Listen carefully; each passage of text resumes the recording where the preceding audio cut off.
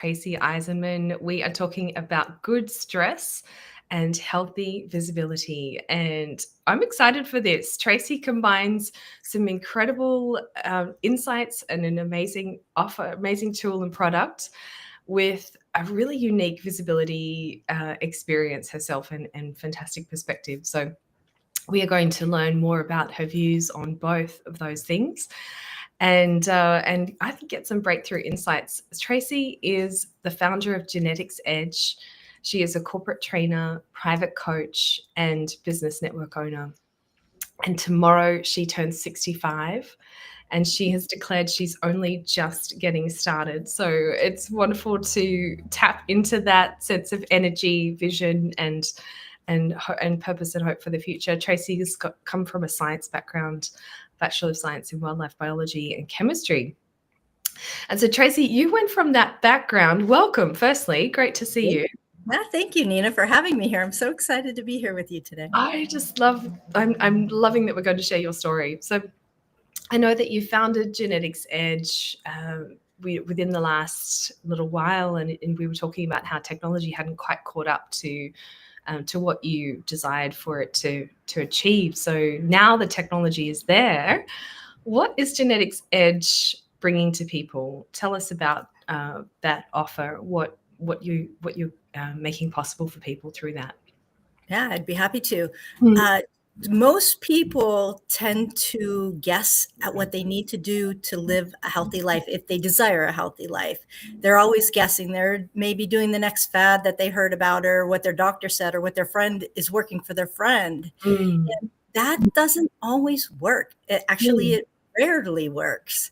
And what we do at Genetics Edge is break down your genetics, and with the machines that we have today, it's incredible. And we can see exactly what your health risks are, what your macro breakdown should be, all the nutrients you should be getting for your genetics, supplementation, exercise, everything that you need to create vitality in your body.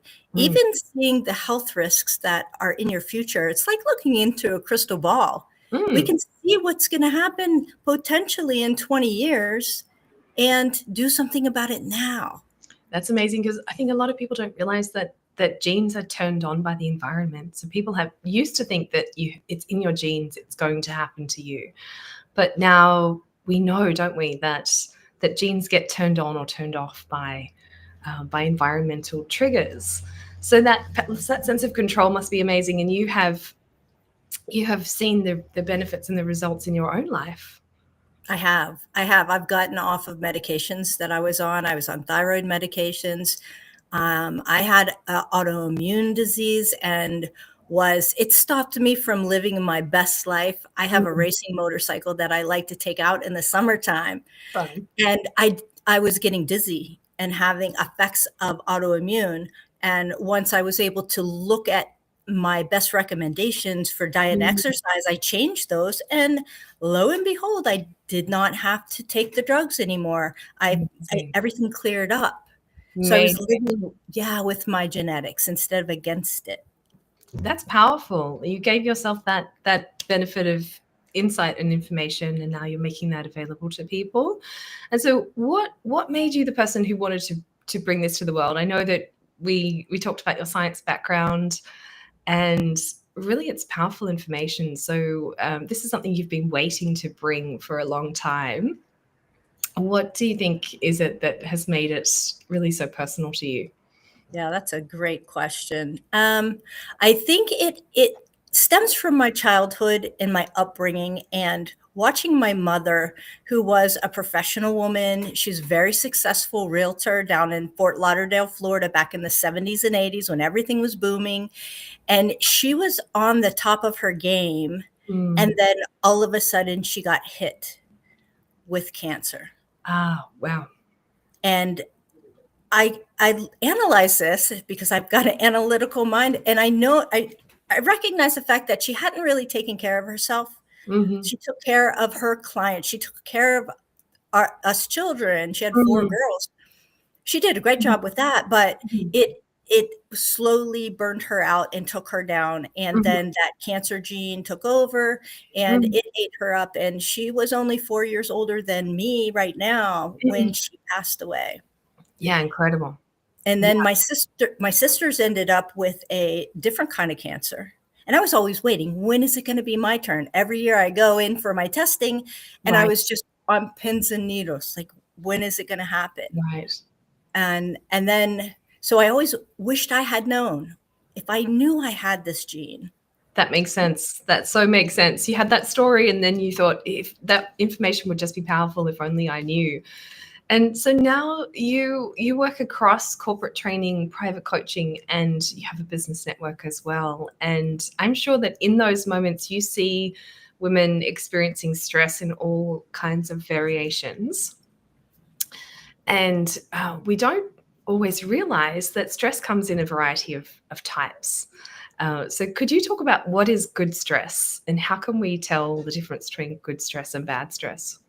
Sure, I'd be happy to. So stress, believe it or not, there's the two kinds. There is a good stress, and you wouldn't necessarily think that, but the good stress is called eustress. EU, And ST. EU. Yeah, Yes. thank you. I'm glad you spelled it because I am not a good speller. When I first heard that, I thought, why is it called YOU, stress? That just sounds strange. So yes, that if anyone's looking it up, that's what you want to look for. EU, stress. And the eustress is the type of stress that we feel, but we have ultimate control over it. A lot of times it's like being late. You're late because you would have control. You stop doing whatever you were doing a little earlier. Yes. And it pushes us. If you're the type of person that tends to wait to the last minute, you like eustress. Right. It's helpful. It's a motivator. Activated. Yes. Yeah. It activates you to do something. So those type of stresses are activators. And a lot of certain people really love that type of stress.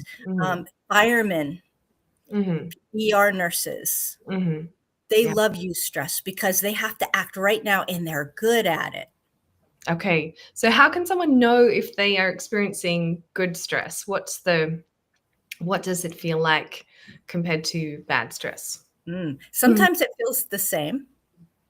And sometimes it feels like a push forward.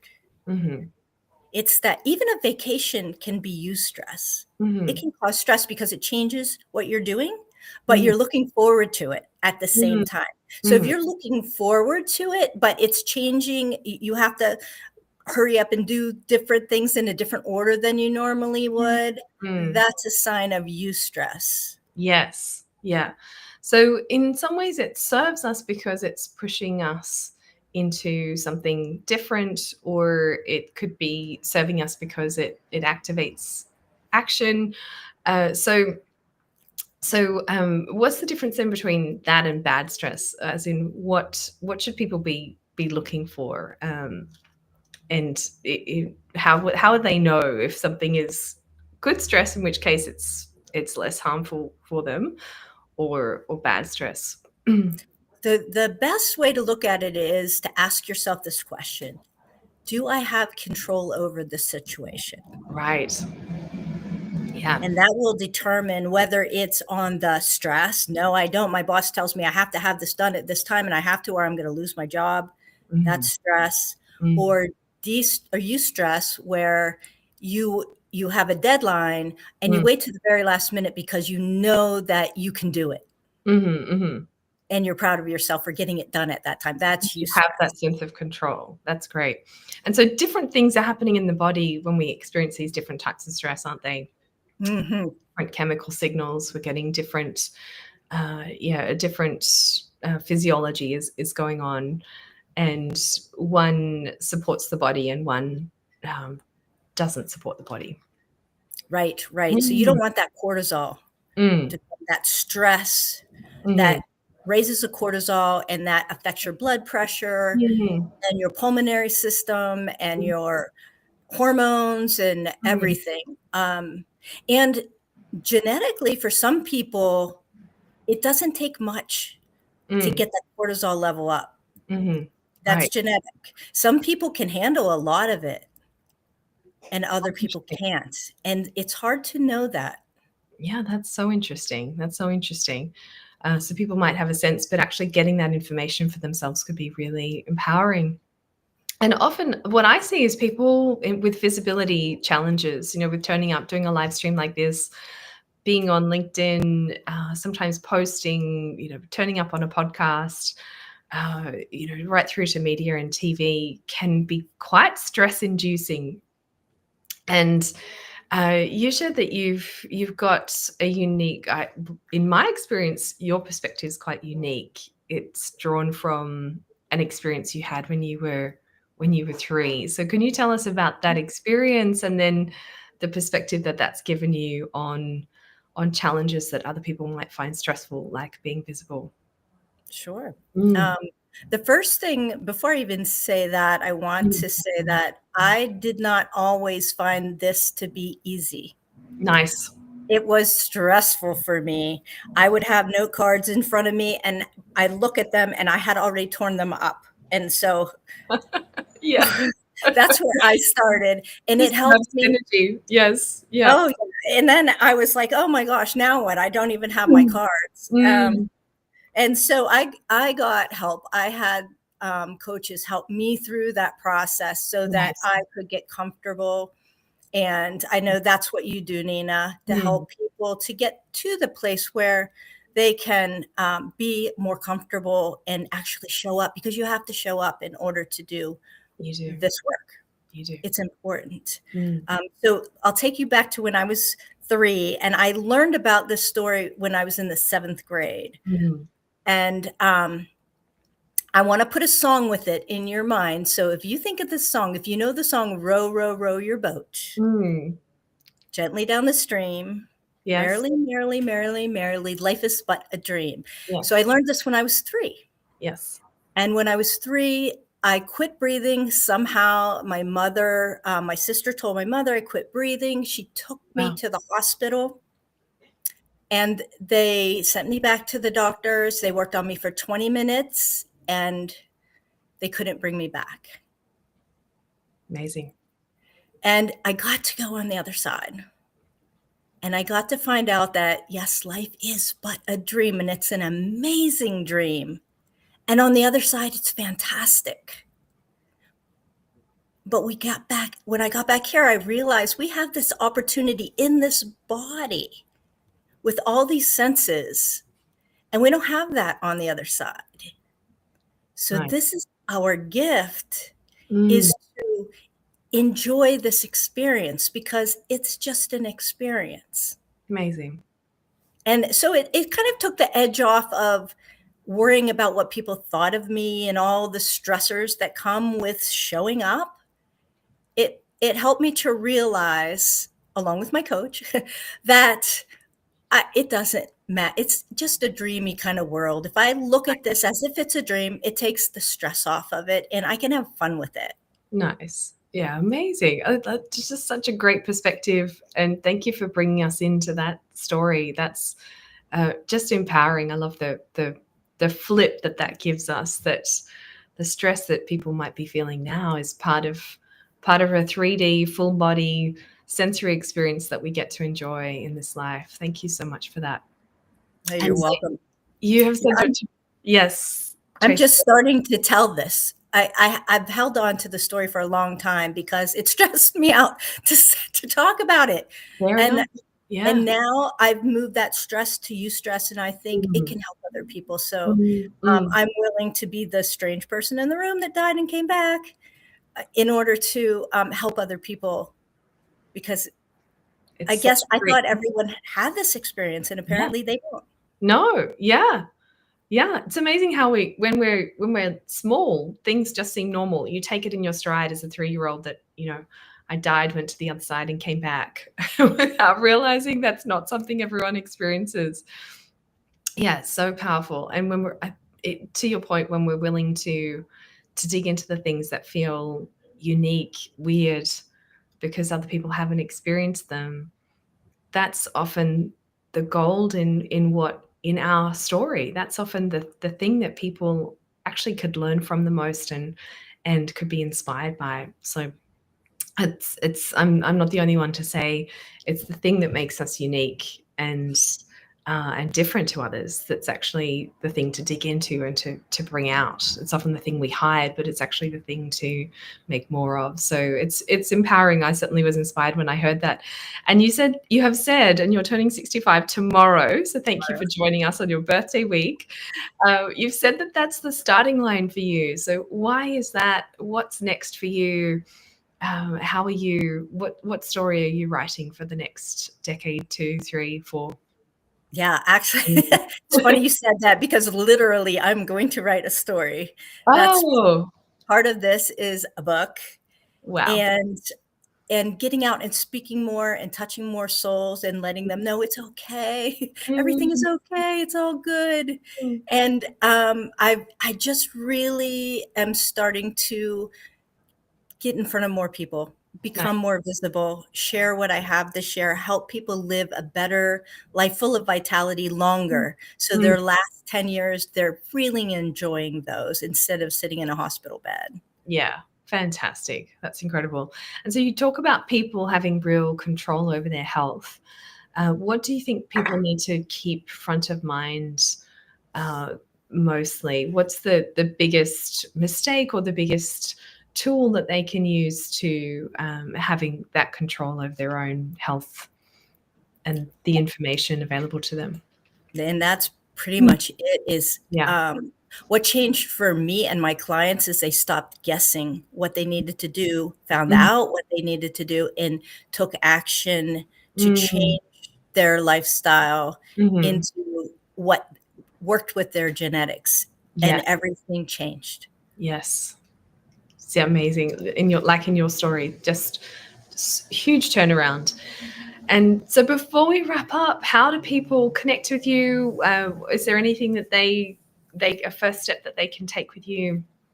I know I've dropped some details on the first comment on this event, so people can click through there.